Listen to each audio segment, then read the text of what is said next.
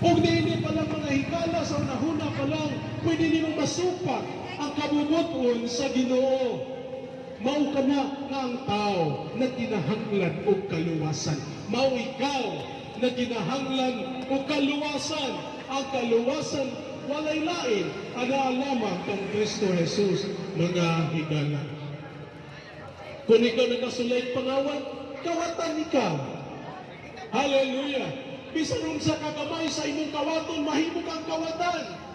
Nakasupa ka sa kabubuton sa Ginoo. Nakasupa ka sa iyang kalagdaan. O ikaw na nakasupa na kinahanglan kang kaluwasan, na kinahanglan kang pagpasaylo.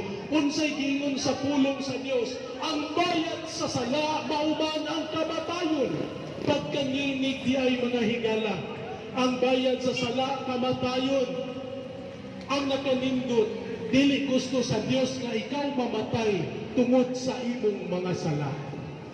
Nagingon ang pulong sa Ginoo, kay gihigugma sa Dios pag-ayo ang tibuok kalibutan sa ingon nini, gihatag niya ang bugtong anak.